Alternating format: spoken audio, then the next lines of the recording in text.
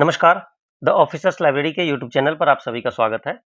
अभी हम देख रहे हैं फंडामेंटल रूल और इसमें आज देखेंगे 44 टू 48।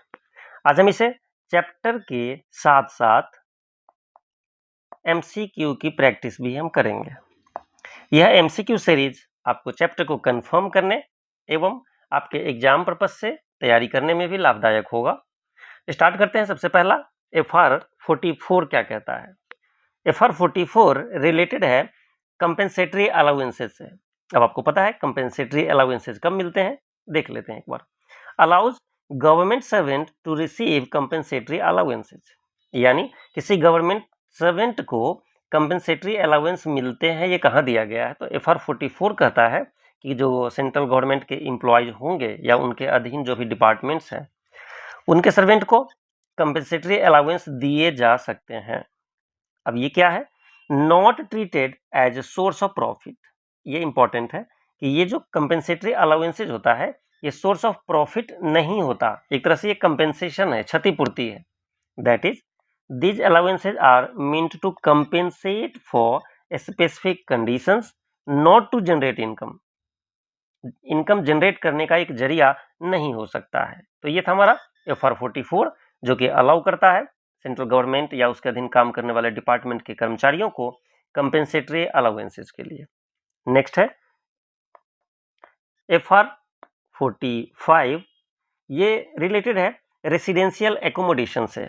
अब आपको पता है कि आप जहां भी पोस्टेड होंगे, आपको गवर्नमेंट की तरफ से एकोमोडेशन दिए जाते हैं, जहां नहीं दिए जाते हैं वहां HRA इशू किया जाता है।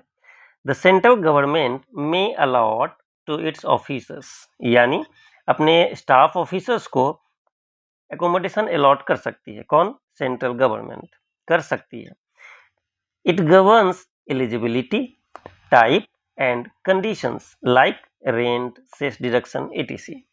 यानी रेसिडेंशियल एकोमोडेशन आपको अलॉट तो किए जाएंगे, और ये गवर्न भी करती है कि एलिजिबिलिटी क्या होगी, किस टाइप के क्वार्टर्स या रेजिडेंशियल आवास आपको अलॉट किए जाएंगे, उसके लिए क्या क्या कंडीशंस होंगे। ये कहाँ दिए गए हैं? तो फंडामेंटल रूल के 45 में। Next 45A, B and C, ये लाइसेंस फी एंड इमोलूमेंट से रिलेटेड है। 45A and B, rules governing licence fee charge to. अब लाइसेंस फी आपको पता है, क्वार्टर जब अलॉट होता है तो उसमें लाइसेंस फी का भुगतान किया जाता है। अब ये 45A में गवर्नमेंट एम्प्लॉय के लिए अलग से दिया गया है, 45B में अदर्स के लिए है, एंड C है defines what constitutes emoluments for calculating licence fee, calculation की बात। तो ये था हमारा FR 45। अब हम इसमें ये भी देखेंगे कि आगे MCQ इससे कैसे तैयार होते हैं, कैसे ये क्वेश्चन आपसे पूछे जाएंगे। FR 46 क्या कहता है? Permission to accept fee and honorarium. अब आप एज ए गवर्नमेंट सर्वेंट, आपको फीस या ऑनरेरियम लेना एक्सेप्टेबल है या नहीं, इसकी चर्चा यहाँ की गई है। कहाँ? फंडामेंटल रूल के 46 में। 46A कहता है गवर्नमेंट सर्वेंट में accept fees, example for guest lectures, यानी कहीं आप गेस्ट लेक्चर के रूप में जाते हो तो वहां पर फी एक्सेप्ट कर सकते हो, बट उसके लिए कंडीशन है कि विथ परमिशन, यानी ऑफिशियल परमिशन होनी चाहिए कि आप वहां लेक्चर देने जा रहे हो और उसके लिए फी एक्सेप्ट करोगे। नेक्स्ट है 45B। 45B रिलेटेड है दे में एक्सेप्ट ऑनरेरियम, यानी यहाँ पर फीस से रिलेटेड था, यहाँ ऑनरेरियम से रिलेटेड है विथ परमिशन, यानी आप ऑफिस के परमिशन से ऑनरेरियम ले सकते हो। नेक्स्ट है 46C, fee and honorarium allowed under prescribe guidelines. इसके लिए कुछ गाइडलाइंस बनाए गए हैं कि आप जो ये फी एंड ऑनरेरियम है कितने लिमिट तक लेंगे, किस किस से ले सकते हैं, तो इसके कुछ गाइडलाइंस बनाए गए हैं। नेक्स्ट है FR 46A। FR 46A किससे रिलेटेड है? Specific to medical officers receiving professional fee from private medical practice. अब यहाँ इस टाइप से क्वेश्चन जनरेट होंगे कि क्या मेडिकल ऑफिसर्स जो गवर्नमेंट एम्प्लॉयड है, क्या वो बाहर फी ले सकते हैं ऐसे प्राइवेट मेडिकल प्रैक्टिस करके? तो ये FR 46A अलाउ करता है, बट विथ ड्यू प्रोसेस से अप्रूवल होनी चाहिए। नेक्स्ट है FR 47, honorarium to medical officers.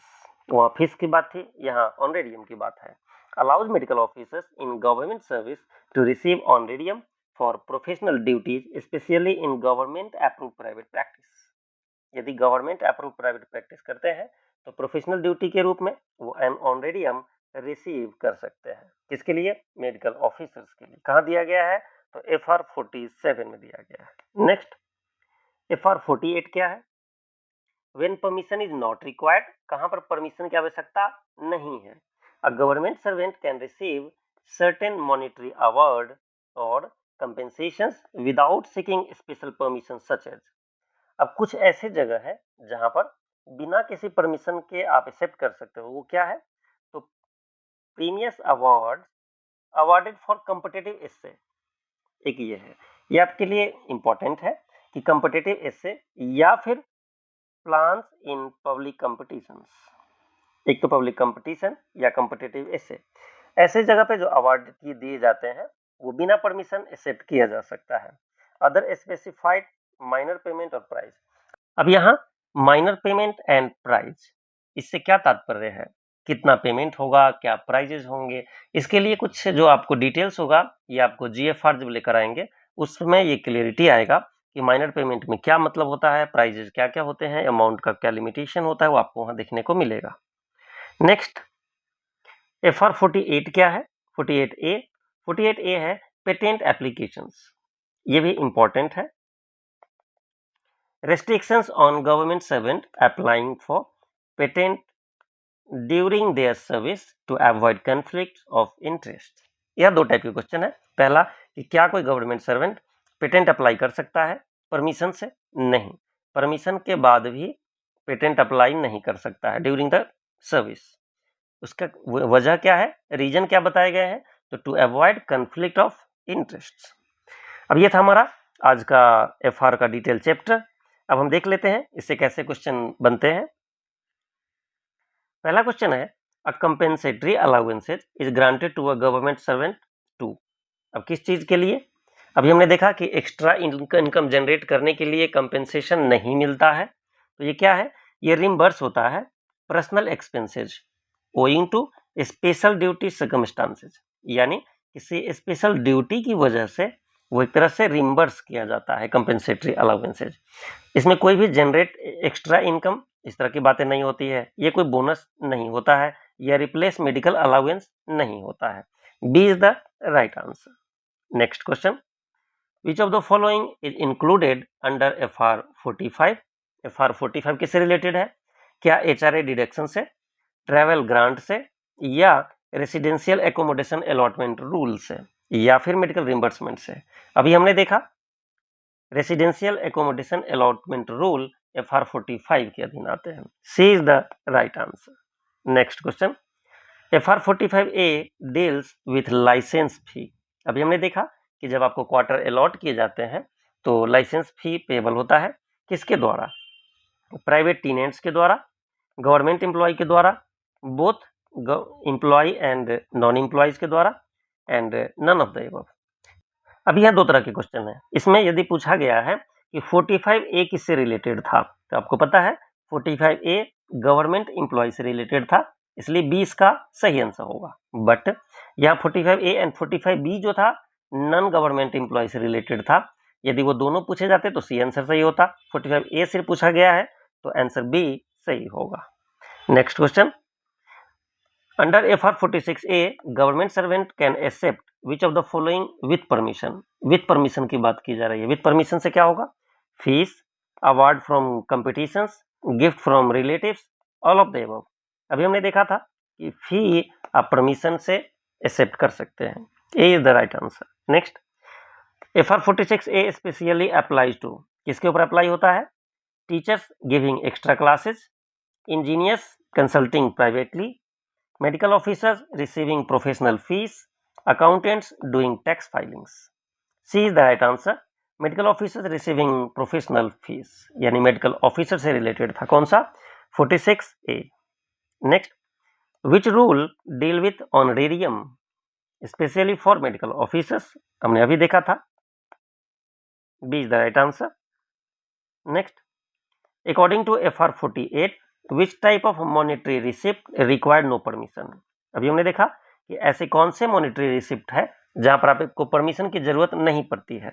क्या ऑनरेरियम के लिए, प्रोफेशनल फी के लिए, प्राइज फ्रॉम पब्लिक कंपटीशन या fee for private tutoring.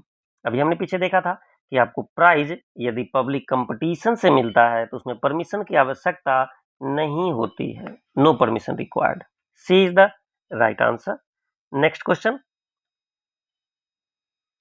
FR 48A restrict. 48A क्या है और किस चीज की मनाही है? Acceptance of prizes, government servant filing patent applications, deputation abroad या पेंशन क्लेम। आपने देखा था अभी government servant filing patent application, यानी आप पेटेंट का क्लेम नहीं कर सकते हो, कहां दिया गया था? FR 48A में। B is the right answer. Next question, which FR ensure that compensatory allowances don't become a source of profit। हमने अभी स्टार्टिंग में ही देखा था ये चीजें।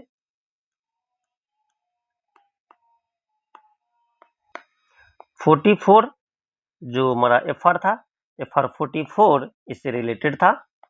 किससे?